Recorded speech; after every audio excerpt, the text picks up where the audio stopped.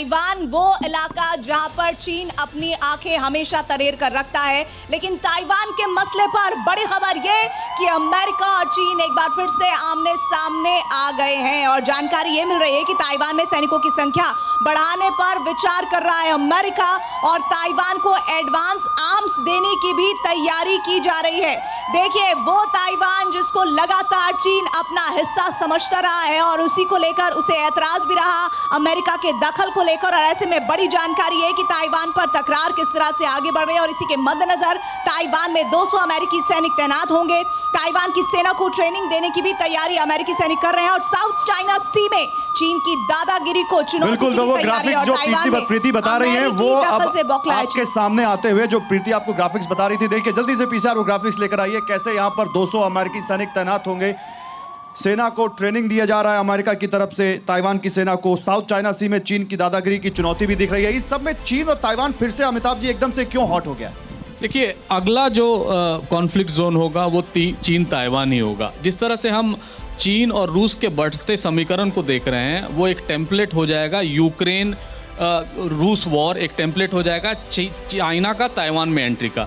और वो टेम्पलेट ही नहीं होगा, किस तरह डिक्टेटर्स बिहेव करते हैं उसका भी एक टेम्पलेट होगा। इसको थोड़ा सिंप्लीफाई कर दें, अगर यूक्रेन हारता है तो क्या चाइना भी ताइवान पर अटैक कर देगा, आप ये कह रहे हैं? हारे या ना हारे, मैं बता दूं, अगले 10 साल में एक निर्णायक युद्ध होगा चीन और ताइवान के बीच। और वो निर्णायक युद्ध, क्योंकि शी जिनपिंग का जो प्रपोजल है उसमें अगर आप देखेंगे तो 2047 तक वो नेशनलिज्म को अपने पीक पर ले जाना चाहते हैं। आप जैसे कह रहे हैं कि ये एक निर्णायक युद्ध होगा, इसमें मेरा जनरल चतुर्वेदी जी आपसे सवाल ये है कि सर, ये निर्णायक युद्ध किन किन कंट्रीज के बीच होगा? क्या ये एक कंट्री वर्सेस ऑल होगा या फिर इसका जो देखने में एक परिदृश्य होगा वो अलग तरह का होगा?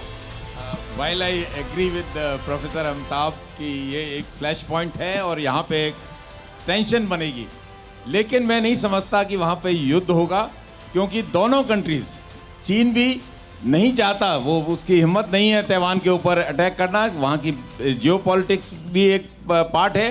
दूसरा, सारे रीजन में काफ़ी सबके स्टेक्स हैं। यहाँ तो 1:1 हो गया। सॉरी सर, अब यहाँ पर मुझे डिसीजन चाहिए। एम्बेसडर वोरा के पास जाएंगे। एम्बेसडर वोरा, 1:1 हो गया। ताइवान पे अटैक करेगा चाइना, नहीं करेगा? क्या कहते हैं आप? मैं कुछ नहीं कहता हूं। अरे नहीं, ऐसा कैसे? 85% ताइवानीज का पैसा जो है ना चाइना आज के वक्त में जिस युद्ध के 1 साल के मौके पर हम बात कर रहे हैं, इसी न्यूट्रलिटी की तो जरूरत है तमाम देशों से, एक देश से नहीं, सारे देशों से, ताकि कोई ऐसा समाधान निकले जिसके जरिए वॉर रुक पाए। आपने बहुत अच्छा प्रश्न किया है। ये बच्चों को भी समझा देता हूं कि मैं अफ्रीका के 3 देशों में वहां के प्रधानमंत्रियों का विशेष सलाहकार हूं। तीनों पूछते हैं कि यूक्रेन है कहां पर? क्या बात? हम लोग क्यों पिस रहे हैं? हमारे खाद्य पदार्थ क्यों महंगा हो गया? तेल क्यों महंगा हो गया? फर्टिलाइजर क्यों महंगे हो गए? हमारी क्या गलती है इसके अंदर? इसका जवाब अगर आपके पास है जनरल साहब, जरूर दीजिएगा। जवाब सिर्फ यही है, सऊदी को हथियार दो, ईरान से लड़े। ताइवान को हथियार दो, चाइना से लड़े। यूक्रेन को हथियार दो, रूस से लड़े। बिक्री किसकी होती है? हथियार वालों की। मैं भी जा रहा हूं फैक्ट्री खोलने। बिल्कुल, बहुत सही बात कह रहे हैं आप, और यही शायद इस वॉर का कड़वा सच है जो अभी एम्बेसडर वोरा ने बताया।